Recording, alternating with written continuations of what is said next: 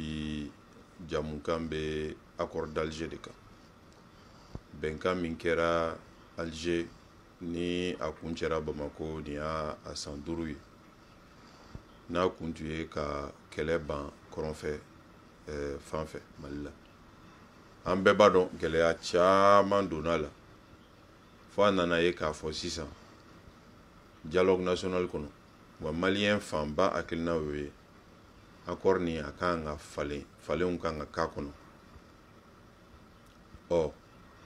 n'an bɛ fɛ accord ni ka waleya a ka bila sen kan fo an ka falenw don a la yɔrɔ jumɛn ni yɔrɔ jumɛnw bɛ se ka falen an bɛna hakilina damadɔw fɔ kan nka anw hakilina fɔlɔfɔlɔ ye min ye o yɔrɔ la o ye an ka accord ni kɛ maliyɛnw ka ko ye fɔlɔ donc ni fɛn o fɛn bɛ kɛ accord nin ko in na a kana kɛ jamana si kɔnɔ tuguni a ka kɛ Mali yɛrɛ kɔnɔ a kɛra Kidali a kɛra Kayo a kɛra Mopti a kɛra Bamako a baara bɛɛ ka kɛ Bamako k'a kuncɛ Bamako a bɛɛ ka kɛ Mali la k'a kuncɛ Mali la o y'an ka laɲini fɔlɔ ye parce que accord ni gɛlɛya fɔlɔfɔlɔ min yɛrɛ b'a la o ye maliyɛnw ka faamuyabaliya ye maliyɛnw ma bɛnkan in k'u ka ko ye n'an bɛ fɛ bɛnkan in ka k'an ka ko ye a ko bɛɛ ka kan bara o de ɲɔgɔn tɛ donc o ye hakilina ye an b'a daminɛ ni min ye k'o ɲɛfɔ a filanan ye min ye rebelles ni gouvernement u kana bila sen kelen kan k'a fɔ nin ye gouvernement ta ye nin ye rebelles ta ye i n'a fɔ ko jamana fila de bɛ kuma la ou bien jamana fila de ye bɛnkan kɛ gouvernement ka jamana ni rebelles ka jamana o ma ɲi jamana kelen kɔnɔ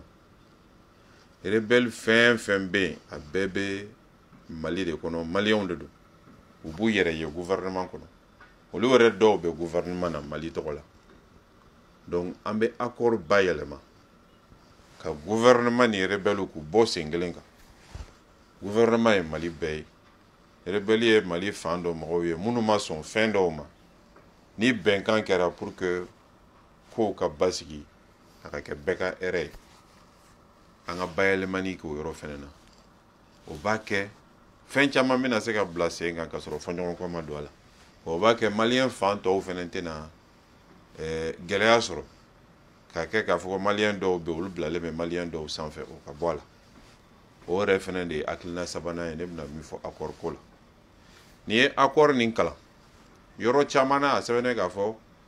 ka nin di kɔrɔfɛmɔgɔw ma ka nin di kɔrɔfɛmɔgɔw ma ka kɔrɔfɛmɔgɔw kɛ tan ka kɔrɔfɛmɔgɔw kɛ tan o ma ɲi jamana kɔnɔ an ka lajɛ ka accord yɛlɛma o yɔrɔ ninnu bɛɛ la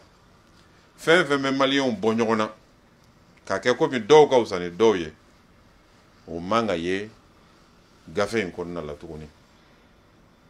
tiɲɛ don an ka jamana in kɔnɔ gɛlɛya bɛ fan caman mais an bɛ se ka fɛn kelen fɛnɛ fɔ Mali ɲɛmaaw bɛɛ ka daminɛ Modibo ka tan fo ka taa se bi ma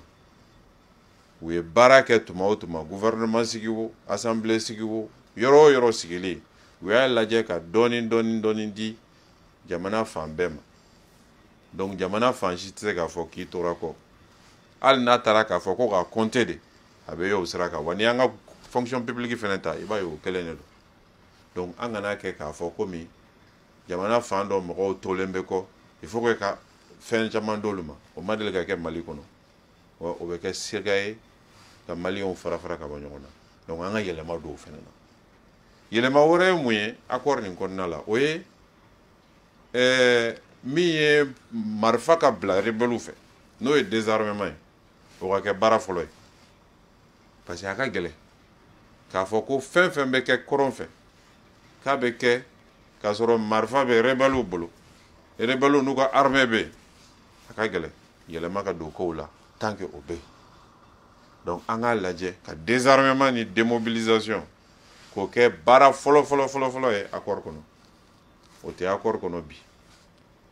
ani rebelles bɛɛ ka bɛn o kan k'o baara kɛ k'o ɲa k'o bila sen kan a ka kɛ ni bɛɛ ye o ka fisa accord bilali sen kama o b'a to armée fɛnɛ bɛ restructuré minnu ye kɛlɛkɛcɛw ye rébellion na ni o ɲinina u ka don armée kɔnɔ olu ka don nɔgɔya la joona armée ka dilan kura ye comme a bɛ fɔ cogoya min na armée yɛrɛ constitué o ka se ka jamana lakana an k'o kɛ baara fɔlɔ ye a caya ala fɛ baara tiɲɛni daminɛ ni kɛlɛ de ye dilanni kan ka kɛ ni kɛlɛ banni de ye fɔlɔ o ye hakilina ye an kan ka accord bayɛlɛma ni hakilina min ye an kan ka accord bayɛlɛma ni hakilina wɛrɛ ye o ye région ɲɛmaaw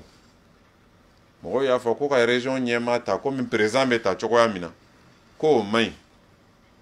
ɲi mali sariya yɛrɛ kɔnɔ bi n'i y'a lajɛ région ɲɛmaa bɛ ta hali n'a ma kɛ président ta cogo ye mais mɔgɔw bɛ bolo ɲɛsin ka région ɲɛmaa ta je crois que an bɛɛ b'o de ɲini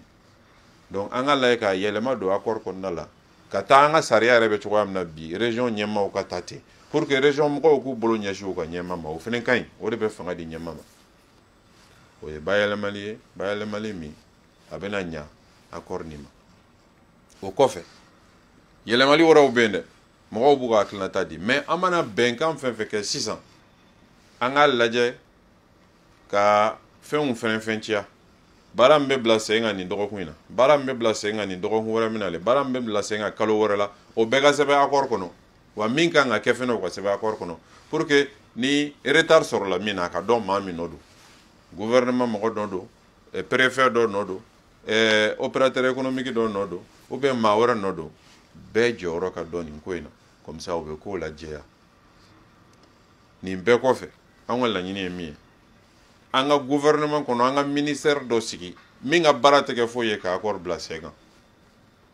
wa o ministère fɛnɛ ka rebelle sigi a kunna o de ka ɲi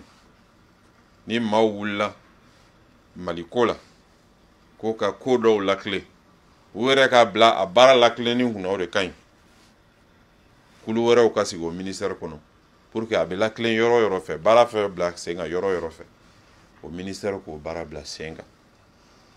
ni gɛlɛya donna la premier ministre bɛ o bɛ se ka arbitrage kɛ ni gɛlɛya wɛrɛ donna la fɛnɛ président yɛrɛ fɛnɛ bɛ o bɛ se ka arbitrage kɛ ne ka faamuyali la n'an y'o bila sen kan o fɛnɛ ka ɲi wa kɛrɛnkɛrɛnnenya la o bɛ accord kɛ mali ko ye mais insiste o de kan kosɛbɛ ka n banba o kan an bɛ ko o ko kɛ accord nin kɔnɔ a ka kɛ mali ko ye laban ye min ye kulu min sigilen don ko bɛ accord bilali sen kan ka tugu a nɔfɛ k'a lajɛ ni kɔfɛ jamanaw b'o la o kulu ka baara ka kɛ lajɛli ye